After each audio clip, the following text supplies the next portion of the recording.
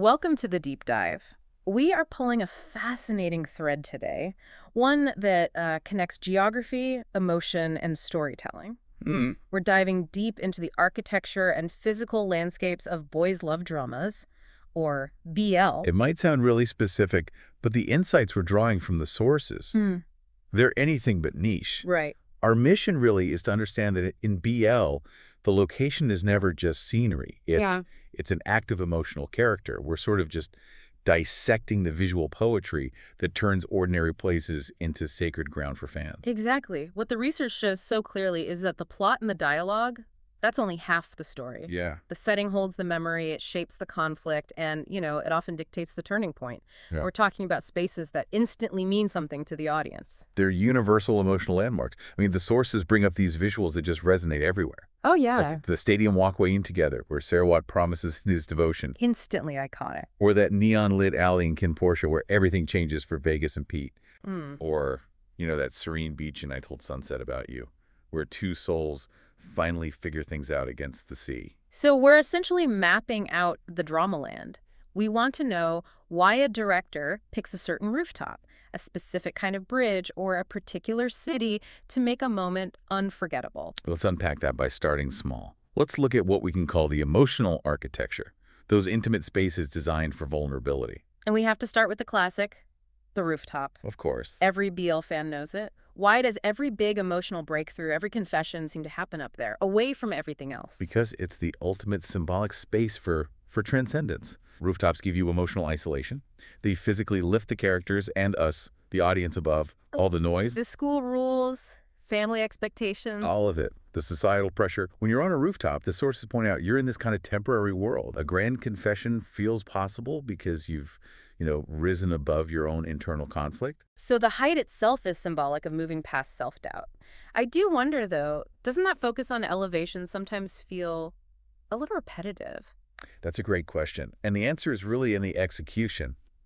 The research highlights how directors play with the camera to keep it fresh. Okay. They'll use these huge, wide shots to show you the dizzying height, the isolation. It makes you feel how brave the character is being, but then they'll cut instantly to a tight close-up. Right, making it super intimate. Exactly. It contrasts the smallness of the characters with this huge, open sky. And the lighting is a huge part of that emotional grammar, too. Oh, absolutely. Think about Bad Buddy or Light on Me. The sunset scenes on rooftops are constant.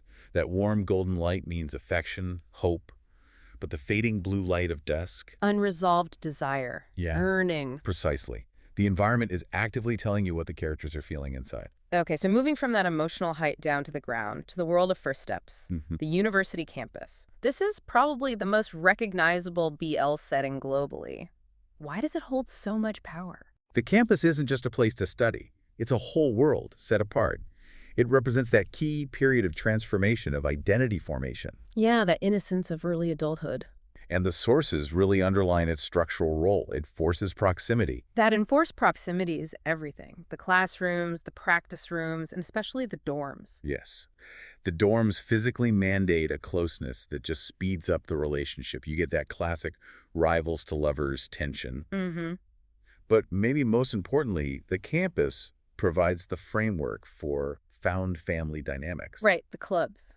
The music club in Together, or the engineering faculty in, well, so many Thai series. They're like little micro-societies. Mm. They give the characters a reason to be together all the time, and they offer that first support system outside of their actual families. It's where those early crucial decisions get made.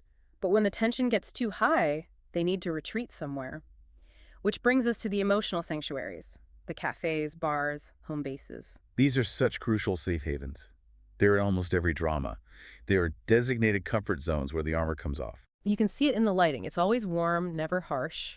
and often associated with food, signifying nourishment, warmth, shelter. It's in these places, away from the demanding architecture of the university or the office, that the truths that have been suppressed finally come out. Like the noodle shop in Aitse, that place is basically a character in itself. It is. Or the rooftop bar in Kin Portia, they're places of rest and radical honesty. Precisely. And when the internal struggle gets to be too much, we see characters turn to nature. Rain, ocean waves, quiet parks. Hmm. Nature acts as this giant emotional metaphor. It offers clarity. Clarity and reflection outside of any man-made structure. I found what the sources said about rain really interesting. It's almost never just weather. No, it's a cleansing agent. Rain signifies washing away old misunderstandings, old pain. It allows for a fresh start. And the ocean. Its vastness is used when a character is grappling with the sheer scale of their feelings. Or surrendering to something they can't control. Exactly. If you see a character standing alone by the sea, a huge irreversible realization is happening. Okay, so if we zoom out a bit, we see these locations aren't just backdrops. They're structural. They symbolize the whole story's theme. This is where it gets really interesting for me. Let's talk about one of the most powerful visual motifs in BL The Bridge. A bridge is an obvious connector, I get that. But what is doing emotionally in these dramas? It's more than just getting from A to B. So much more. The bridge visually embodies transition, crossing a boundary. It's about moving from one state of mind to another. From denial to acceptance. Fear to honesty, separation to unity. The source material really emphasizes that so many turning points are staged on bridges or overpasses because it forces us to visualize that emotional movement. It's literally two sides becoming one, and I'm guessing the time of day, dusk, night, all those traffic light trails, that just amplifies the weight of the decision. 100%. Then you have the more restrictive architecture, Mhm. hallways and staircases. They seem so mundane, but they are used so brilliantly to build momentum. Yeah, this is the architecture of anticipation.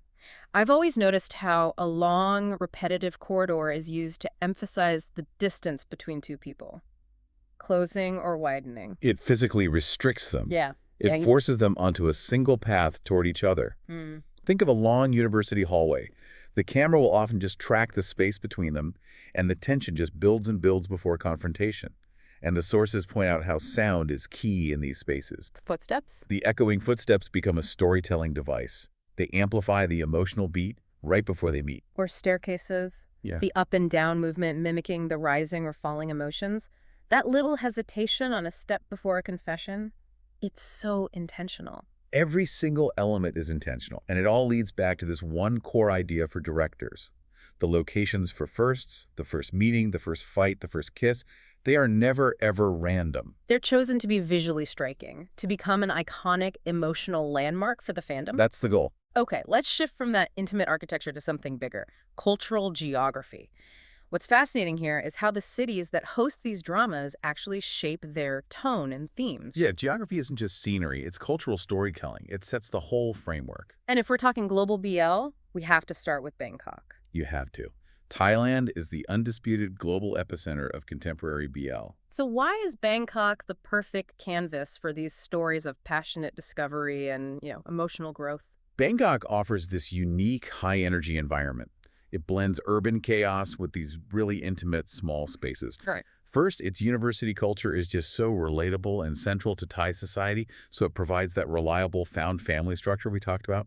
Second, the sheer urban density means interactions are often really high stakes in close quarters. Right. The sources describe Bangkok's visual tone as a mix of intense neon and deep shadows, which is perfect for stories about rebellion, hiding, and sudden confrontation. Like in Kin Portia, or even the playful tension in Bad Buddy? Exactly. That urban energy is baked into the story. Now let's contrast that intensity with Seoul, which is the setting for Korean BL. Such a different feel.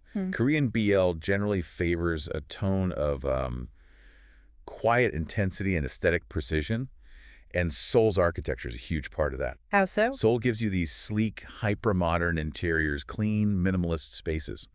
And they visually reinforce themes of internal restraint and polite social boundaries. You rarely see the same kind of messy confrontation you find in a Bangkok set drama. But restraint is visual. It is. The clean lines, the careful framing. And when the characters need a release, they use Seoul's organized public spaces, like the beautiful riverside paths along the Han River. Right. Those spots are big enough for privacy, but they're still orderly. It mirrors the characters' struggle to keep it together while dealing with huge, messy feelings. Moving over to Taipei and Taiwanese BL, the sources stress authenticity, sincerity, a kind of grounded realism. How does Taipei create that feeling? Taiwanese dramas create emotional closeness through community and familiarity. And Taipei's geography gives you that. Lots of narrow, cozy alleys with warm lighting, community-focused neighborhoods, small local shops. I always think of the focus on shared meals and domestic life in Taiwanese BL. It's fundamental. That community environment fosters honesty. A show like We Best Love uses those smaller atmospheric spaces to create a sense of unavoidable emotional closeness. It makes you feel like you're right there with them. And finally, Tokyo. Japanese BL is known for its subtlety, often using humor to mask deeper feelings. How does Tokyo's geography support that? Tokyo's architecture is key. It drives intimacy through constraint. JBL thrives on subtlety because space is so often limited. Hmm. You see it in the compact apartments, the convenience stores, the dramatic settings of train stations. That limited interior space forces a physical closeness, which fosters all that silent tension and unspoken acknowledgement. That feeling of being alone together in a massive city is very powerful. It is. And we should also give a quick nod to the regional flavors. You mean settings outside the big capitals? Exactly. Places like Okinawa and Aitsei or Chiang Mai, they offer visual beauty and, more importantly, emotional escape. They let the characters breathe and reset, away from the pressure of the city. It's a geographical cue that we're heading towards a resolution. So we've established the fictional power of these places, but we have to talk about the real-world impact. Because once a location becomes iconic, fans turn it into a pilgrimage site. Oh, it's a huge phenomenon. It completely blurs the line between fiction and reality. Totally. These locations become cultural landmarks, emotional shrines.